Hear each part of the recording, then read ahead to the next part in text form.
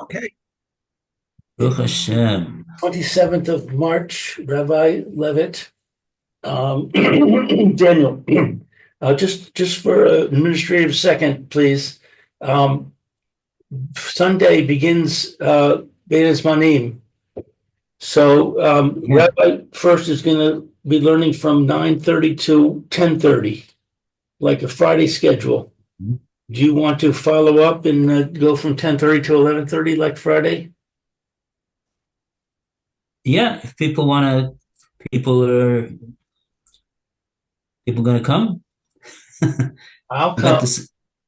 You'll come. We'll come. Okay. Mayor, will you come? Well, as far as I know, I will come, unless I guess if the kids schedule a day trip, but normally I should be able to come. Okay, and we'll learn Daniel. Okay.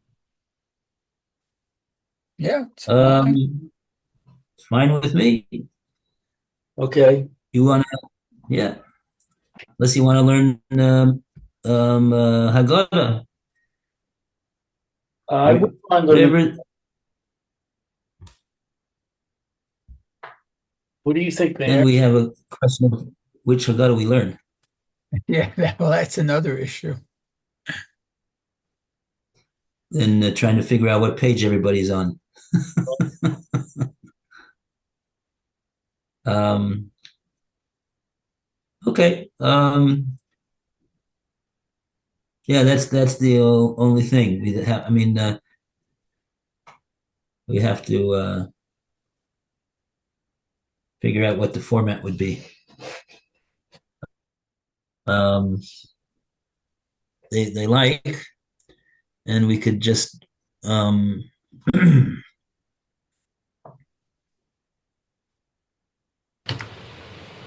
what can we do?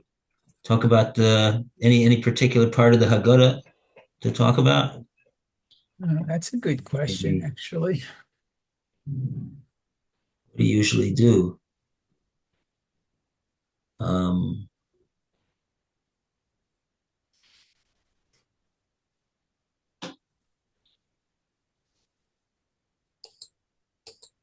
researching some of the makas that you relate over might be an idea, so that you'll Oh, okay. just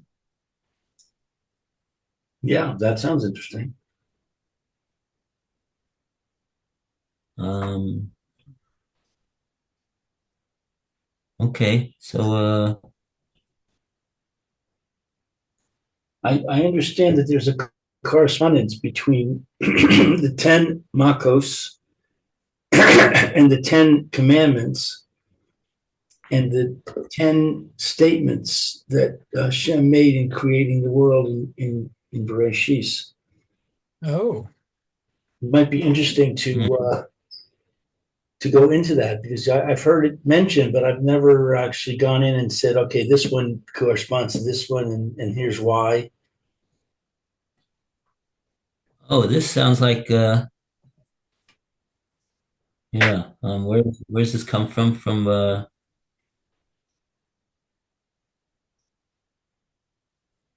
maybe Sfas Emes, this Hasidic Sforim. ah, Am I sure? Yeah, I have to locate where that is. Um, yeah. Okay.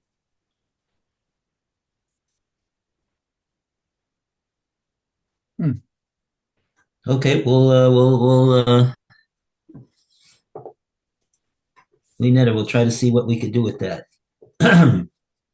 Great. There's ways to find things out these days. Not just asking Talmidei Chachamim. He says, "Oh, I made it up." Oh, okay.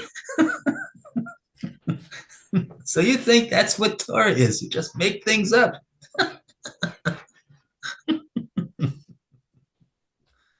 Oh boy. Okay. Anyway. Okay. So that's for Yom Rishon. Okay. All right. Yeah.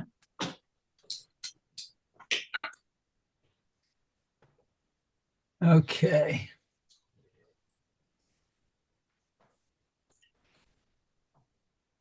So guess we can start. 26, yes. Mayor, Okay. Resident Cohen. It's the only Cohen in shul today, too. Anyway, uh, Oh, Baruch Hashem, yeah. Kaf Vav. Okay, Yahareha Shavuim Shishim Ushnayim Yikaret Mashiach V'ein lo Ha'ir HaKadosh Yashchit Am Nagid Haba V'kitzo V'shetef V'ad Kates Milchama Necheretzet Shomei Mot. Shomei Mot, yes. Okay, so it says, then after 62 weeks, the anointed one will be cut off and will exist no longer. The people of the prince will come, will destroy this city and the sanctuary, but his end will be to be swept away as in a flood. Then, until the end of the war, desolation is decreed. Okay, 26. Yikaret Mashiach, the anointed one will be cut off. The bringing of offerings, represented here by the anointed priesthood, will stop. Or the anointed one may be King Agrippa II, the descendant of Herod, king of Judah at the time of the destruction of the Second Temple, who was killed. Oh, that's cut off. Okay. Uh, um, Other commentators understand this to refer to the high priest. Okay. Am Nagid Haba. The people of the prince will come. These are the legions of Vespasian and Titus, according to Rashi. The destruction is ascribed to the legions, since Titus desired only the submission of Jerusalem, not its destruction. Oh, that's interesting. Yeah. Okay. The alleged opposition of Titus to the destruction of Jerusalem contrasts sharply with what the Talmud in Gittin relates about his conduct. However, Maharal distinguishes between the external Titus, who was, as Yosipon relates, a benevolent and compassionate man who did not wish to destroy the temple, and the true, perhaps subconscious nature, with their inspired intuition, pierced Titus's misleading veneer and saw the true Titus, whereupon Yosipon, with his limited human perception, saw only the outward appearance. Wow. Yeah. That is incredible. Yeah, that's incredible. Okay. The Kitso Bishetef, but his end will be swept away as in a flood. The end of the Romans who destroyed Jerusalem will be total destruction through the promised messianic king, according to Rashi. Alternatively, the end of Jerusalem will be like a flood. Then until the end of the war, until after the final wars waged by the messianic king and the war of Gog and Magog, desolation, a small part of the city was allowed to remain.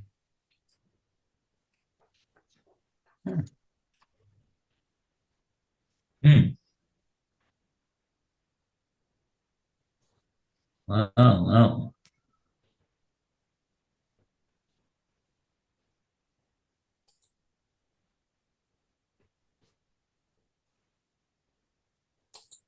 So this pasuk, in one pasuk, it's spanning the whole history of the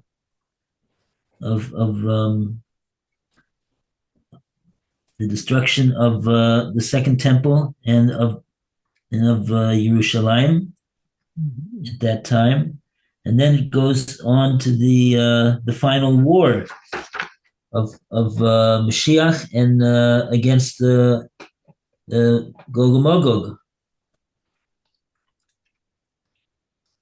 where it says desolation is decreed for the city. Oh, until that time, until the end of the war.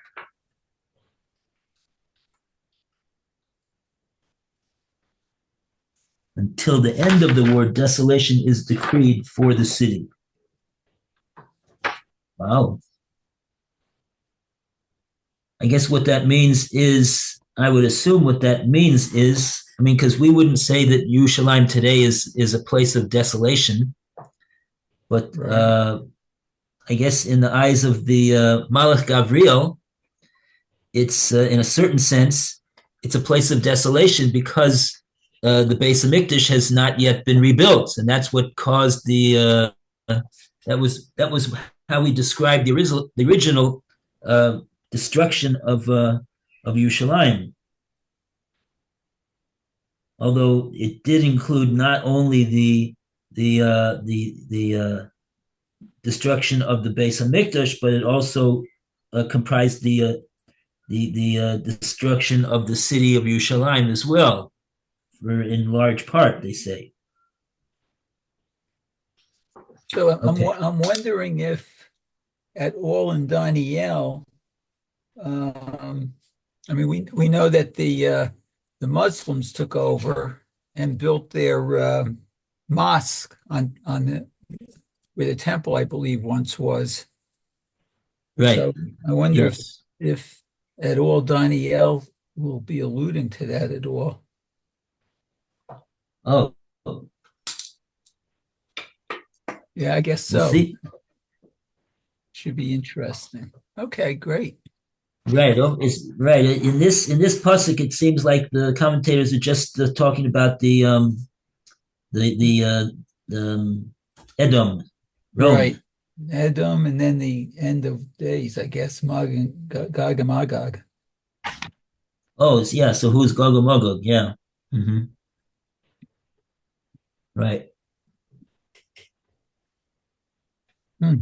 Right.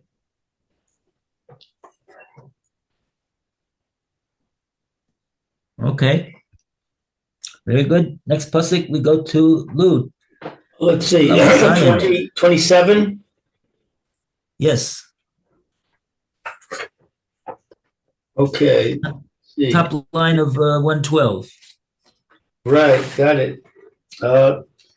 Vihig beer, Baris, the Rabim, Shavua Echad Vachatzi Hat Shavua Yashbis Zevach Umincha Va'al Kenaf Shikutim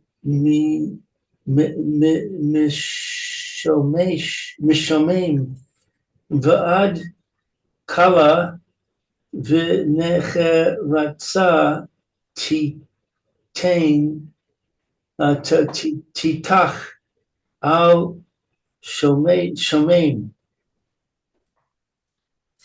So let's see, he will forge a strong covenant with the great ones for 1 week.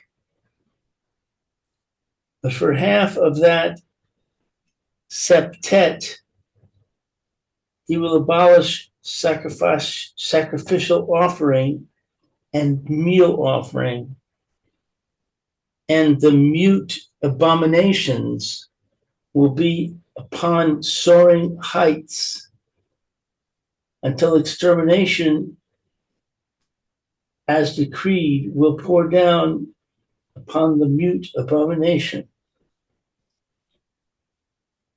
Boy. Doesn't sound like a happy time. All right, let's see, 27. He will forge a strong covenant with the great ones. This verse refers back to the last of the 62 weeks allotted to Jerusalem. The Roman emperor will make a firm covenant with the Jewish nation for 7 years. Here means, the Rabbim here means with the great ones, the Jewish rulers, rather than its more common usage of many. But for half of that septet, he will abolish sacrificial offering and meal offering. The Romans did not abide by their covenant, but broke their promise and abolished sacrificial offering. The mute abominations refers to the temple for idol worship Hadrian erected upon the site of the sanctuary in the aftermath of Bar Kokhba's ill-fated revolt, 52 years after the destruction of the temple.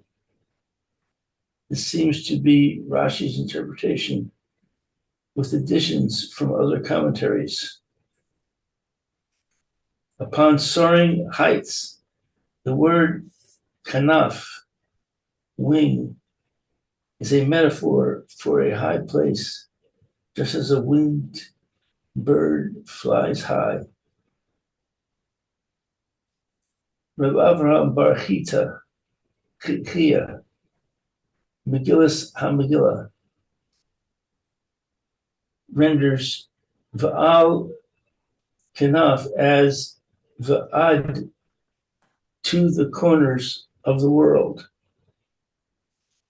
Perhaps his view is based on the Masorah mentioned in Minchas Shai, that this is one of 9 places where Al is understood like Ad. Thus, to the corners of the world, they, the nations ruling the world after the destruction of the temple, will spread the abomination until extermination is decreed. The translation follows Rashi, a similar passage in Isaiah, for a decreed destruction. Charutz, cut off, is used in the sense of decreed, and in the as in pataf echad charatzta, you decreed laws in kings. Al shomain, upon the mute abomination, the idols and their worshippers, according to Rashi, or upon the desolator, that is the Romans. Ramban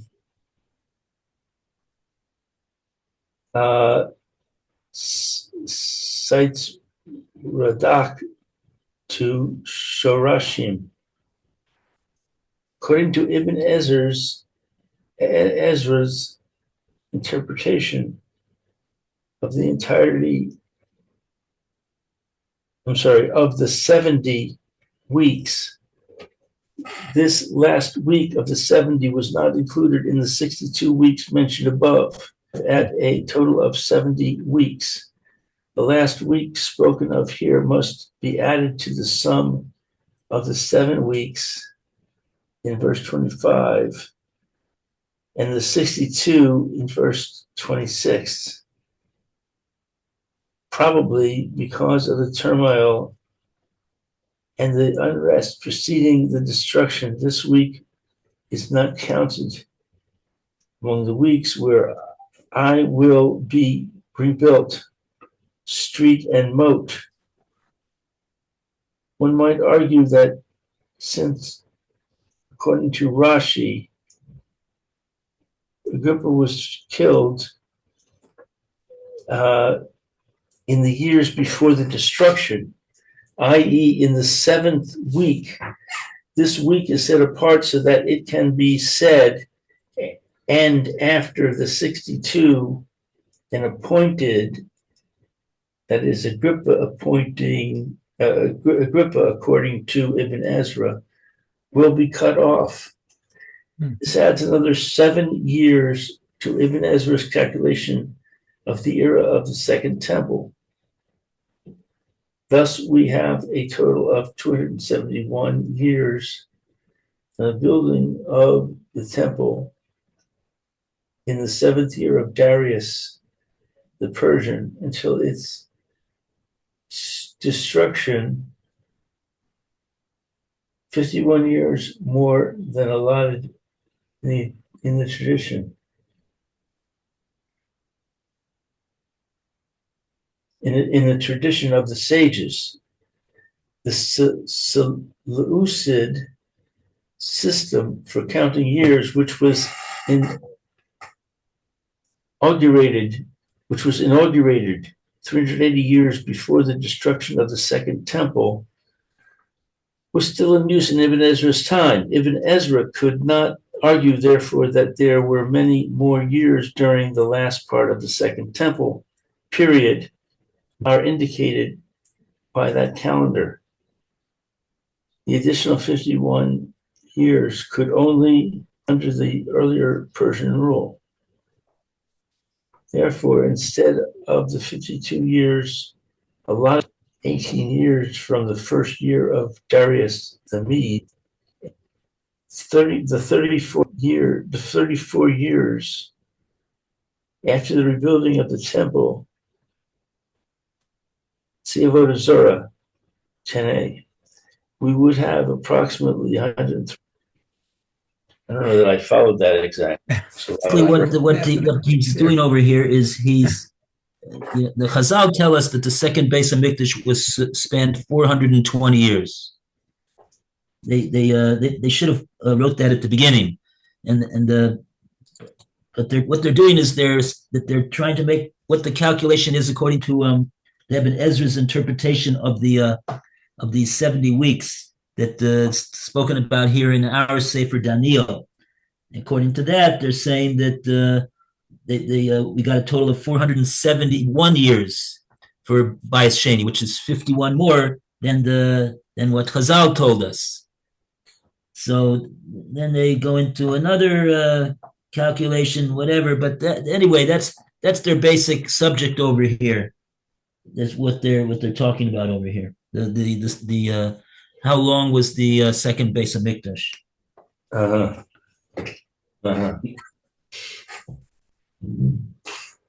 Yeah, it's some of these notes are kind of hard to decipher. To tell you the truth. Yeah. Yeah.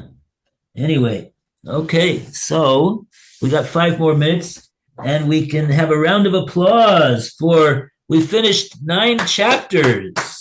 Wow. Chapter 9 of Sefer Daniel. We only have a few more chapters left. Wow. How do you like that? Wow. Amazing.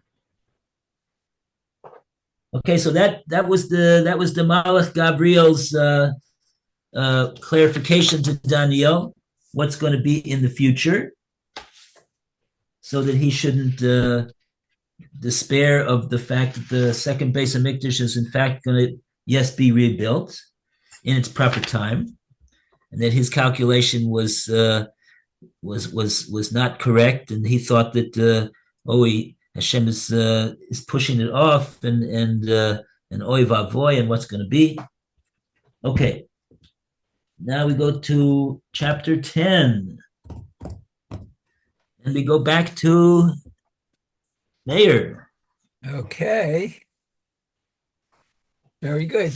It says, Bishnat Shalosh L'Koresh Melech Paras Davar Nigla LeDaniel Asher Nikra Shemo Belteshazzar Tsar Be'emet Hadavar B'tzava Gadol Uvin et Hadavar Uvina Lo B'mar'eh. Okay, so in the third year of Cyrus, king of Persia, a matter was revealed to Daniel, whose name was Belteshazzar. The matter was true, but for a long time off. To understand the matter and to explain it to him, not though, and to explain it to him through a vision. Oh, so it's a long time off. Okay.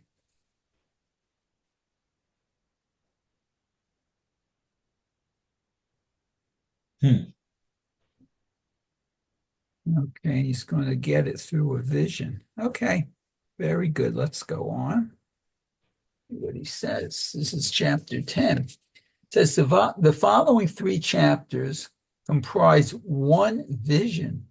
As noted above, the chapter division is not of Jewish origin and cannot be considered authoritative.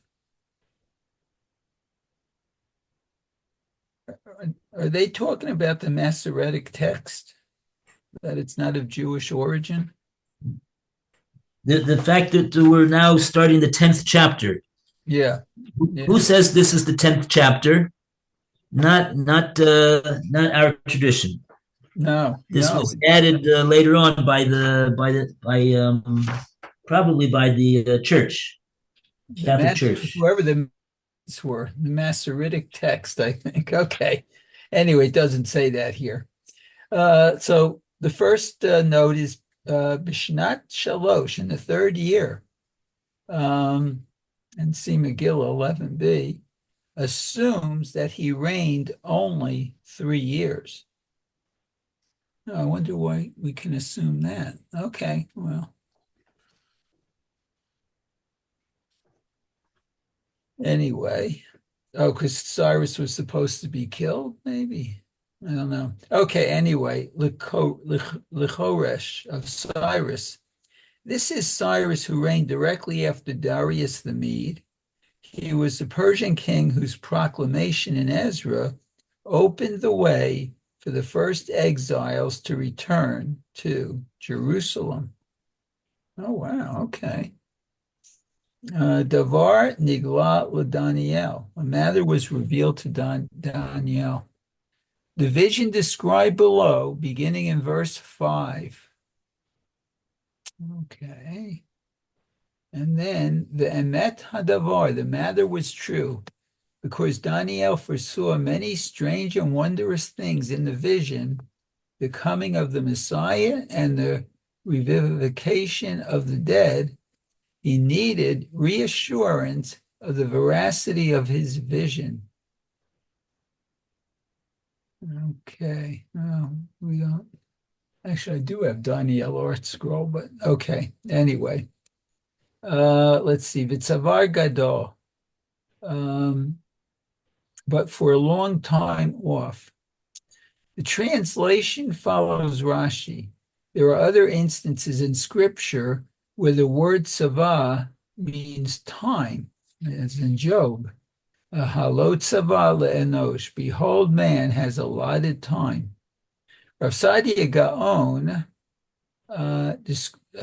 derives savah from the Aramaic for he wished or desired, as in v'di havat savah, and whomever he wished. Thus, and the desire for what was foretold in the prophecy is great.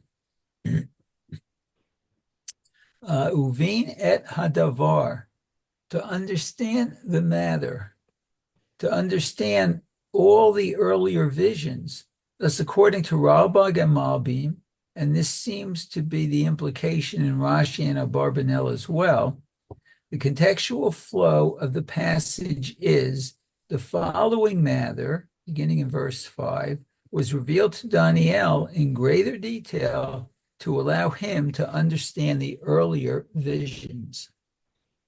Uvina lo b'mar'eh, and to explain it to him through a vision, and to employ the medium of a vision to clarify the earlier matters entirely. This follows the implication of Rashi and the commentators cited above, who understand uvina as a transitive verb synonymous with ulahavein, to cause to understand. As Abarbanel explains the following vision, he explains the following vision elaborates on the familiar theme of the four kingdoms, in that it adds much detail regarding the third and fourth kingdoms, as well as references to the fifth, the Messianic kingdom, and to the end. Thus, earlier allusions become clearer to Daniel. Malbim develops this further and differentiates between mar'eh and davar. Davar refers to the words Daniel had heard from the angel. Mar'eh refers to the vision seen by Daniel. Both the davar, the matter, and the mar'eh, the vision, needed further elaboration and understanding. Oh, sounds like davar is audio and mareh is visual. Yeah. Yeah, the word, literally. The communication takes different forms. Right. Some are audio, some are visual. Okay.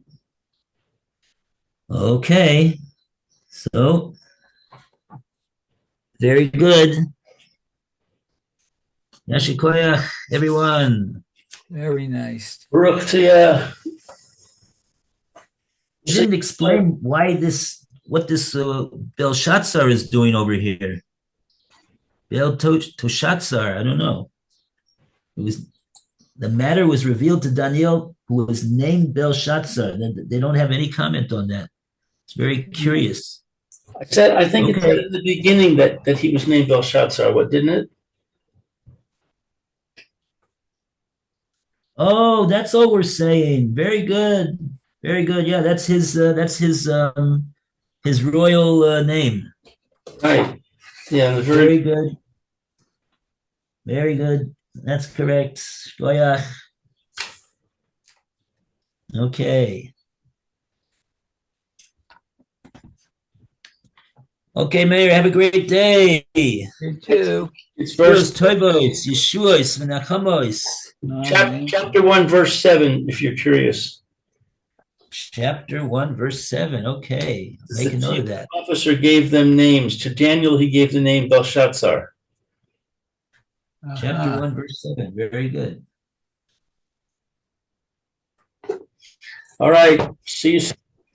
Okay. Yes, be well, everyone. Okay. Have a great Shabbos, Mayor. You too, Rabbi Levitt. Be well. Have a great Shabbos. Amen. Be back. Okay. Take care, Lou.